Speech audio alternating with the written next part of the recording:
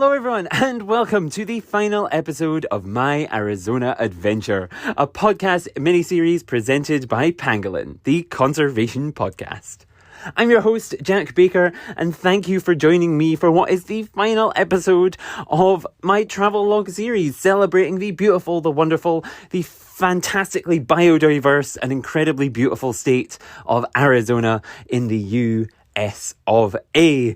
Over the last couple of weeks, we've posted 7 other episodes celebrating all of the things that I've done, all of the things that I visited, all of the amazing animals and wildlife I saw, and some of the people I met. And I thought we'd wrap up, now that I'm home, with a bit of a recap of everything, with a bit of a kind of overview of everything. And I thought I'd talk a little bit more about the conference that I was attending and some of the things that I learned there, because I didn't really talk about that. When I was at the conference, I was so tired by the end of the day, I didn't actually get a chance to talk about the things that I'd learned. I just kind of did shorter episodes, and I think we deserve a little bit more time on that, and it deserves a little bit more, focus, because I didn't really kind of rush through it, and I want you all to know just how good it was and how amazing everybody I met there was. So, I guess if we start off though, we go back to the beginning. We start off with the recap, and then we'll move forward to the conference. I think what I'd like to kind of highlight in this recap is just how much I loved everything I did. I think the state of Arizona, all of the people there were so welcoming to me. All of the experiences and tourist attractions and things that I went to were so welcoming and fantastic. I went to the Botanical Gardens in Tucson. I went to the Phoenix Zoo, and I went to the Reid Park Zoo, and I went and wandered around the university and kind of did all of these things. And everywhere I went, whether it was a restaurant or a tourist attraction, everybody was so friendly and welcoming, and everybody wanted to know where I was from, because obviously I have an accent that is clearly not from Tucson. I have an accent that is very clearly Scottish, so they wanted to know a little bit about me, and it was just so nice, and they were all so friendly, and it was great. And I think the tourist attractions, aside from being friendly and winning me over in that way, were also some of the best things I've ever visited. The gardens in Tucson, where I saw my first hummingbird, it's just something I'll never forget. The planting and the celebration of local plants, as well as having kind of tropical plants, it was just perfect. And even though it was a small space, it used that space so effectively. And then, of course, you had Phoenix Zoo, which had the opposite, which was, it was the hugest space in the you could have possibly had, and it still managed to use that effectively. I think sometimes at zoos, when they have so much space, they kind of have good areas that are spaced apart from each other, but this was minute by minute by minute. Everything you passed was thought through and excellent and designed well, and you could tell they were continuing to develop and make it even better, and it was just fantastic. And same actually with Reid Park Zoo. And this is maybe too much of a similar repeating theme, but it was just, it was again, so it was, I suppose, more comparable to the Botanical Gardens in the terms that it was smaller, but you could tell that care had been put into every single part of it, and it was wonderful.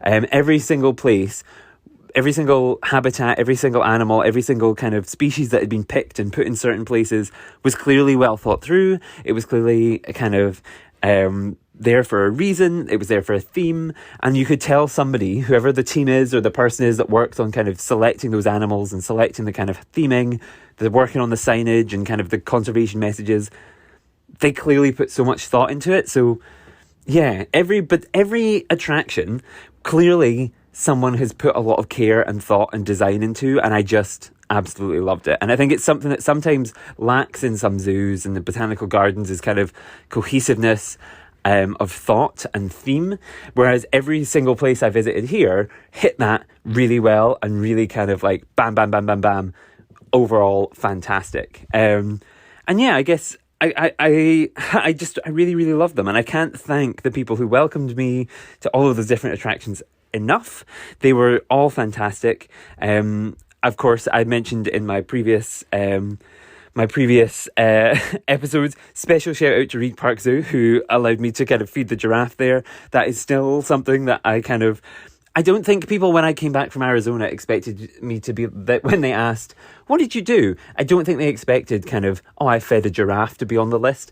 But there you go. It was there and it was fantastic and it was brilliant and I loved it. And I feel like I learned a lot. I think something that kind of was really important for me to do while I was there was kind of see how things are done differently in different countries. And that's why I loved going to zoos like the Toronto Zoo when I went to Canada.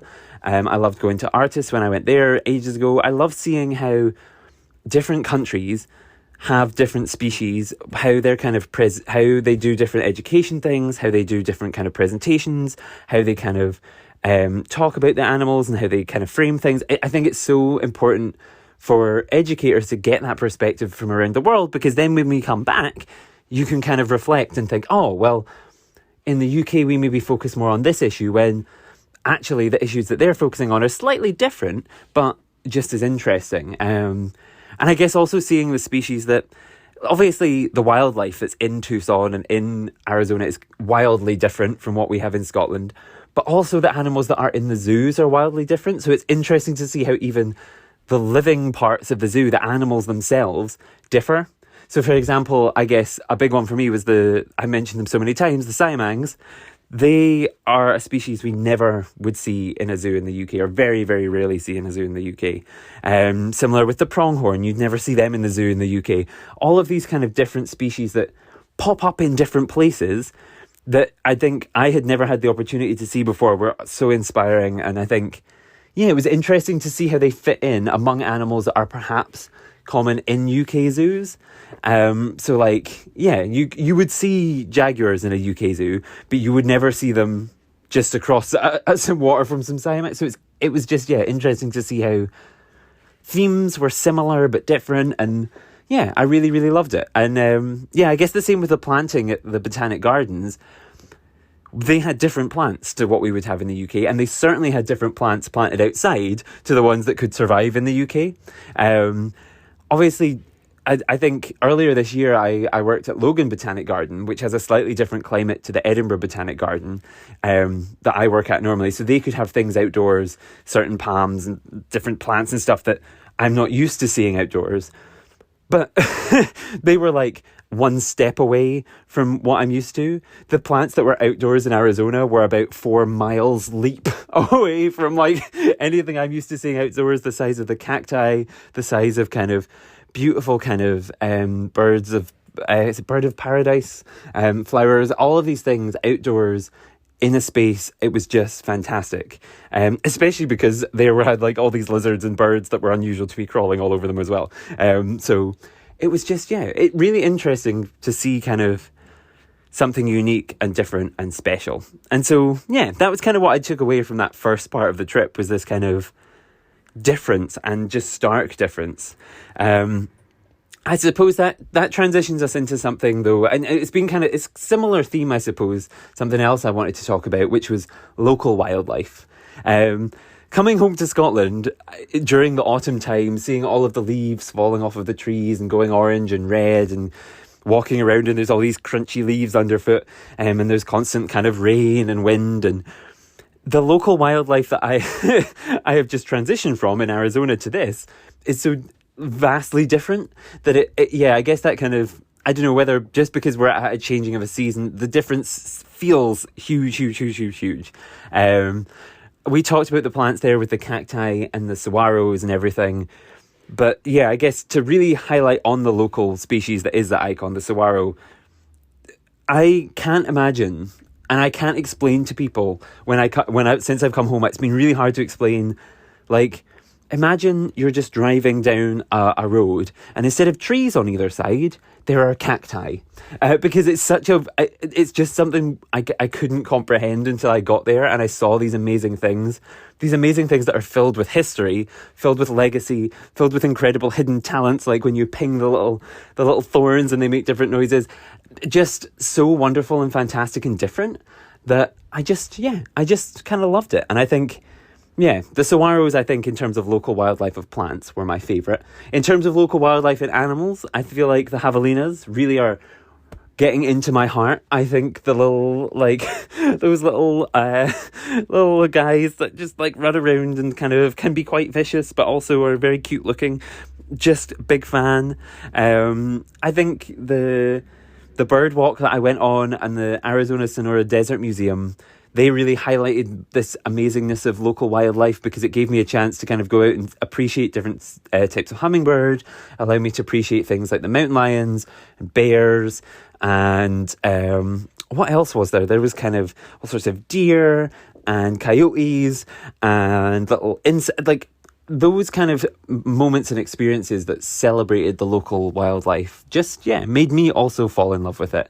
And I think, I don't know, it's just so vastly different and so vastly wildly bizarre from everything that I saw. And I guess also for people, like, there were people from the US at the conference who were like, this is different to everything we know as well. So it was just like, just so special and unique. And even like on the last day, once it had rained, seeing all these frogs pop out of things in a place that was so dry that you'd think, no, there's no way there could be little amphibians running around. But yes, there are. And like the biodiversity of that is just so special and just so wonderful.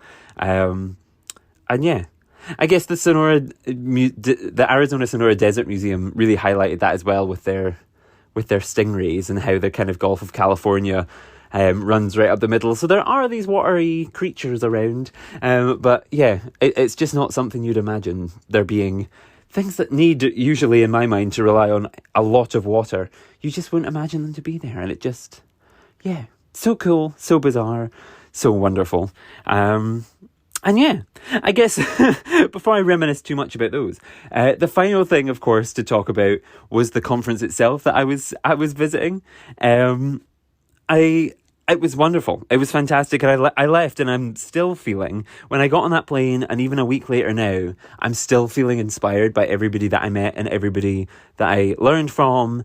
Of course, there were wonderful people who I did not see presentations from, who I'll give little shout outs to. All of the different zoo people who I met were fantastic. They were amazing. I didn't get to hear most of them speak, but they were amazing. And it was great to kind of get to speak and form connections with people who love the same things I love, but across the world. So if any of you are listening, hi, you're amazing. All of the different 30 under 30 members that I met were all inspiring, and they kind of were so. As you might know, I was invited there because I was put on the 30 under 30 environmental education list, and there were some people at the conference who were also on that list. They were all amazing, and their projects make me feel very underachieving because they were so cool and so interesting. Just loved them.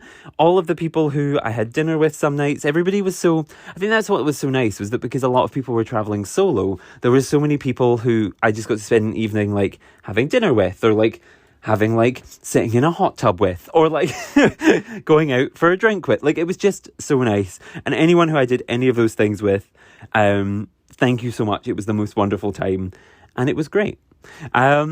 Aside from the social aspects, though, of the conference, there was learning that happened. And so we should probably highlight some of the things that I learned. I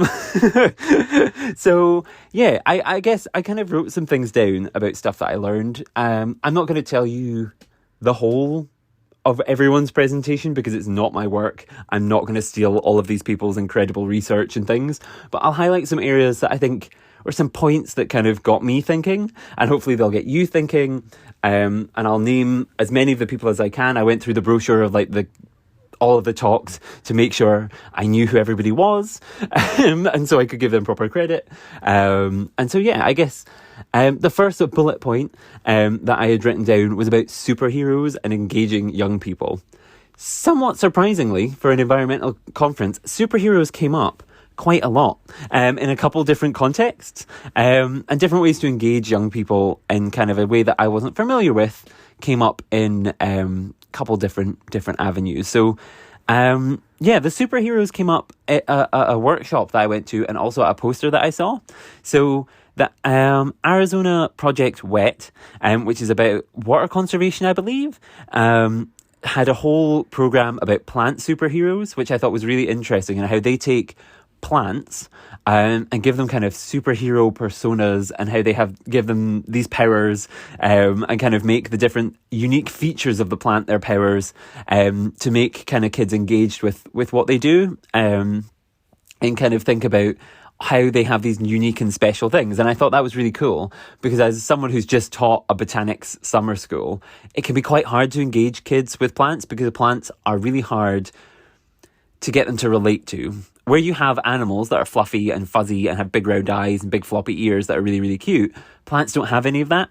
So it can be really hard to get them to engage. And so having this kind of aspect where you give them these superpowers was really, really cool. And I thought what was really interesting and something that I could take back from my own learning was kind of like, well, working in a botanic garden, we have plants from around the world. So we could have like superheroes from around the world, like an Avengers style team of superheroes from around the world, and how their powers maybe differ. Like a desert plant its powers would differ from like maybe a rainforest plant, because obviously the water that they are exposed to is entirely different. Or maybe kind of one that lives in a colder atmosphere would perhaps be different to one that lives in a much hotter kind of biome and environment. So there was so much in that I thought was really interesting and I'd like to take away and think about. So that was a really good one. Also on the superhero theme, we had Karen Light Gibson was talking about invertebrates. She had a poster up talking about invertebrate superheroes, which was really cool. And again, a similar idea of taking this kind of stereotypically hard to sell genre of wildlife, invertebrates, things like the creepy crawlies and the little mini beasts and stuff, and doing kind of superhero work with them, I thought was really interesting because it again gives kids a reason to engage and fall back in love with something that's a bit stranger, especially when like some of the most famous superheroes in the world, we're thinking the Spider-Mans, the Ant-Mans are based, or their powers at least are based on invertebrates. And so flipping that back into kind of the like, well, let's focus on the invertebrate aspect of that and not the like human aspect was really kind of interesting to me. And so, yeah, I thought that was really, really clever. And yeah, I guess one thing that is kind of similar to this, I guess, in terms of its kind of creativity that I kind of it didn't fall really under any of the other categories that I was going to talk about. So I'm going to talk about it now, was nature journaling. And there was a really great session that I went to where we all, like, it was an arts and crafts session where we all made our own nature journals and we did some drawing. I guess that's where I'm kind of bringing in the kind of it with the superhero stuff, because the superhero stuff involved drawing as well. But like, so we got to make our own journals and kind of go out into the wildlife and do that. And that was with, who was that with? I've written it down. Sina, I think. Sina and Melina from Arizona State University. And yeah, that was really interesting because I think, like, when I've taught before, I've kind of taken kids out to nature and we've created arts and crafts things and we've written stories and we've put them into books and stuff. But it was just a different way of doing it. And I thought it was really, really clever. And I think it even engaged the, like, adults in the room. So I'd be interested to see if you made your own nature journal where you draw about different pictures of nature and you write facts about nature and you make observations about nature. I wonder if that would be something that you could use with older groups as well as younger groups, because it really did engage the educators who were in the room. And I don't know whether it was biased because we were all environmental education people, so we were really into it, or whether you could use it with a wider group. But it'd be something I'd be interested to try out. And just see where it goes. I think that was the main thing, was like all the different presentations I went to were like, yeah, really, really cool things. And just base ideas were fantastic. So yeah, that was kind of superheroes and engaging young people was category 1. And there was great stuff in that. The second thing that I wanted to talk about was restorative practices. And that was with Michelle Beach from Central Park Zoo. And she talked about kind of how we can engage young people, not by, it was really interesting. She kind of split her presentation in two, talking about how they could, with their summer school, they wanted to make, and summer camp programs, they wanted to make sure that kids had an element of choice, and they wanted to work on kind of the behaviour aspects and how they dealt with behavioural things that were going on, if there was arguments or whatever it was. And she talked a lot about how they dealt with that by building kind of community and giving choice, and how kind of they use these restorative practices where they tried to kind of make everybody kind of feel closer and feel like a community, so they didn't want to argue, and when they did argue or they did fall out about things, they wanted to make up to try and get that and try and solve issues that way, which I thought was really, really interesting and something that I kind of would like to implement, I guess, more thinking about it. I'd probably need more training in how to do it well, but it's something I'd like to think about more. And then they also she also talked about how they did community choice, which was good. It was about how the kids kind of had like some free time, like during each day they had some free time to kind of play with different activities within a room, and they could kind of like just choose what they wanted to do, and that kind of gave the groups independence and made them kind of feel more empowered within a space. And they also had points, I think, throughout the week that she was talking about where they could pick which animals to go out and see in the zoo, which I think is really exciting because previously when I've done summer schools, it's been like, okay, we're going to point A to point B to point C to point D and then back to the classroom. But I think by giving kids the choice of where they want to go and what they want to see, I do think it would empower them, and I do think it's a good idea, especially when I've been working at places where like there is so much to see it just makes sense to let them choose what they want, because we naturally in a week might not get around everything. I also think it's good because like I'm a big proponent of the fact that like I hate when people complain, basically, at a zoo, oh, the animal was just sleeping, or oh, it was just doing this, or we couldn't see it, or we do that. So by giving the kids the choice to say, like, oh, we saw, like, maybe lions earlier, but do you want to go back to them now, maybe? Or do you want to go and see penguins again? Or do you want to go and see sloths again? You encourage kids to go back and see different animals at different times of day. And so they get to see different behaviours and different things. And so that approach of giving choice, I think, has such a good multi-level, like, oh, cool, we can do this, and this. And it kind of, it just kind of plays into something which I believe into so strongly, which is you shouldn't rush around wildlife. You should stop and you should think about it and you should really enjoy it. And so, I think that was really, really cool. The third theme was I kind of had written about or down was policy and impact.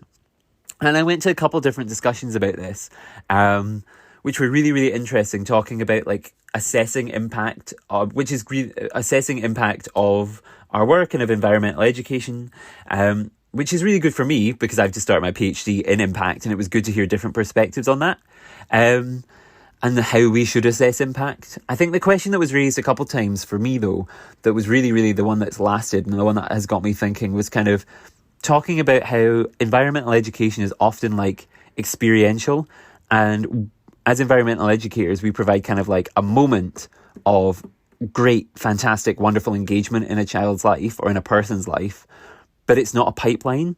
We don't connect to those things. And so how do we go from like dealing with a 5-year-old, then a 7-year-old, then an 8-year-old? Like, instead of just kind of dealing with 7 or like dealing with like a child once and then dealing with them again in a year's time and then teaching them again in a year's time after that, how do we make sure there's a pipeline that encourages growth and engagement throughout that time? I don't know if I explained that well, but it was a big question that I've been thinking about a lot, and I think is really, really important because, by joining up the little individual experiences, we can kind of, hopefully create a more well-rounded, environmentally conscious person who enjoys conservation and things. And I guess the other end of that, which was quite interesting, was like, if we look at like at that pipeline and trying to form that pipeline, trying to go back through someone's life and trying to go back through all those events and work out where they first fell in love with nature, that was also really cool. So like going back and like the modern events that have gone on, so say like a 17-year-old goes to a summer school, like, and then they say, oh, I'm going to do biology at university. It would be so easy to say, well, that's the moment they decided to be a conservation or an environmentally engaged person.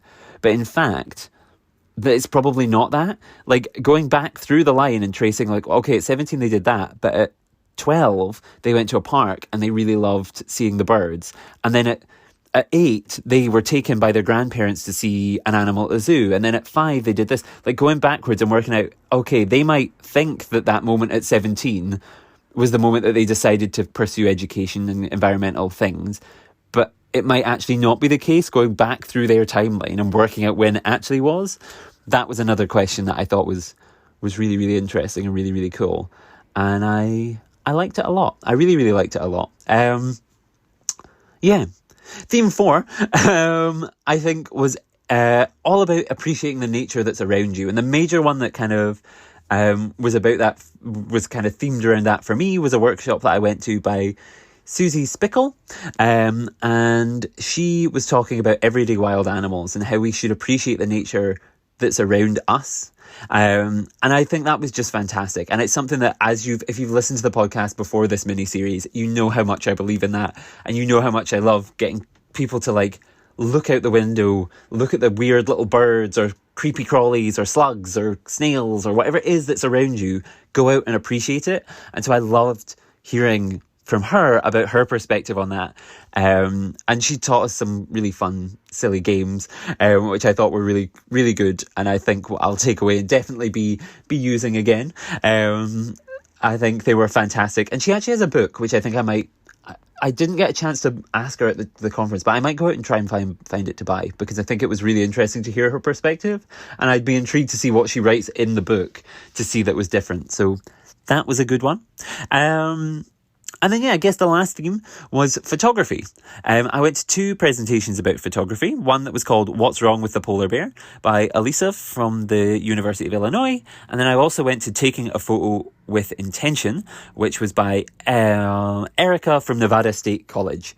And both of those presentations were very much about how we can use photography and how we should use photography to engage people. I thought it was really good. So I guess I went to Taking a Photo with Intention first, and I couldn't stay for the whole of this because I had another thing I had to run to. But the bit I saw was really, really good. It was talking about how in her classes, she encourages kind of people to take photos and then make observations and make kind of,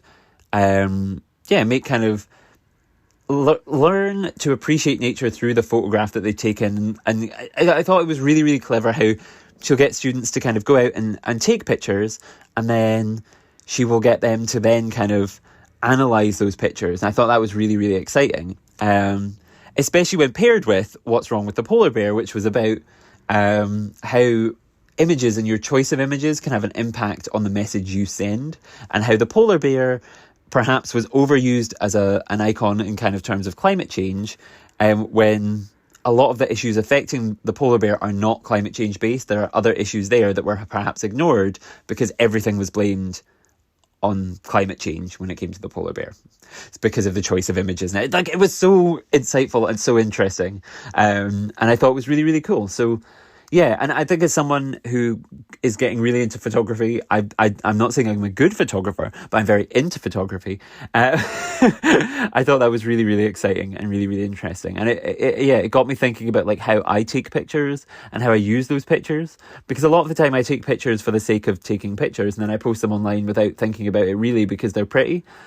But how could I use those, and how could I use that kind of learning with students to kind of impact their view of the world and impact their view of wildlife? I think is really exciting, and I think something I'd like to explore a bit more.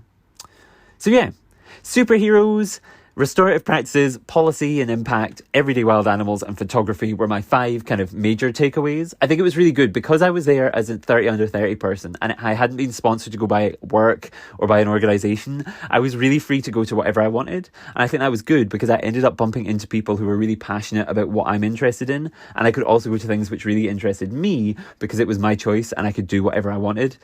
And I loved that. And it was great to be like free to do all of this stuff. I really, really loved it. And I couldn't have asked for a better selection of talks to have picked from, really. It was actually really hard to narrow it down to go to these ones. But I loved it. Loved it. I guess I should also mention there was keynote speakers. I talked about Julie Packard on the first episode, but there was also amazing other speakers like Wall Kimmerer and Leander Lacy who talked about kind of their work and the things that they do, and those were fantastic. I think I'm not going to pick a favourite because they were all great, and they were also distinctly different, that I think it was just really, really interesting and really fantastic to hear such diverse voices. And I think if you don't know who those people are, I would do a very bad job of trying to describe everything they do because they do so much. So go and look them up, find amazing things that they do. And it was just, a great time. All of those keynotes were really inspirational. And then, of course, on the final day, there was the thing that I was involved in, which was also kind of a keynote, but I would say I was half as inspirational as these people. So, go and look them up. They're fantastic.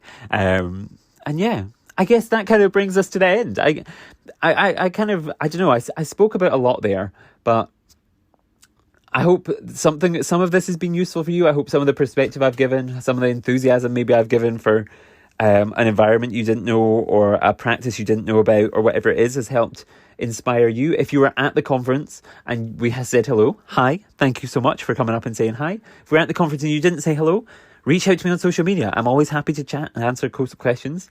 If you've just been following this as someone who wasn't there and is feeling inspired, thank you for listening. I always love doing these travel logs because I think they engage you guys in a different way. And they let you know me a bit better, because I think, most of the time we're talking about a guest. Whereas, when it's just me, I get to make rubbish jokes and you get to fall in love with my sense of humour a little bit, which I appreciate and I enjoy. And I hope you enjoy too. I would, of course, also be remiss to thank, if I didn't thank, like, all of the amazing people from NAAEE who invited me to their wonderful conference and looked after me so well while I was there. Nina, Judy, Laurie, everybody who organised it did such a good job. Like, you're all fantastic, you're all wonderful, and I'm so grateful for the opportunity. This is something that I couldn't have dreamed of, and if I didn't get the kind of invite to speak and that kind of opportunity to come along and experience all those things, I would never have been able to do it, and I could have never even dreamed of doing it. And the opportunity you gave me to come and do that was so appreciated. I think it's changed the way I view so many different things that I'm just so incredibly grateful. Thank you. I cannot thank you enough. Just so fantastic. So fantastic. But I'm getting emotional now because it's the end. It's the last time. If you've enjoyed this, follow me on social media. We're at Pangolin Podcast everywhere. Subscribe to the show so you don't miss out on future episodes. I'll probably be interviewing some of the people I've mentioned because I love them all so much. I'm going to email them all probably eventually to ask if they could talk about their projects on my show. So subscribe on Apple Podcasts, Spotify, wherever you're listening. You can also follow me on social media at The Only Jack Baker on Instagram, or at Only Jack Baker on Twitter. Keep up to date with everything I'm up to, because there will probably, now that I'm so inspired, be a lot more. Now, I don't want to say bye. I guess now that I'm home, I have to say bye. So I can't keep pretending I'm in Arizona forever. So, for the final time, thank you all so much for listening. Thank you for all of your wonderful information that you gave to me. Thank you for all of the amazing inspiration you gave to me. Thank you for the experiences. Thank you for following the show. Thank you for listening. Thank you for reviewing. Thank you for being so incredibly kind and wonderful. Thank you. But thank you most of all for joining me one last time on my Arizona adventure. Bye-bye.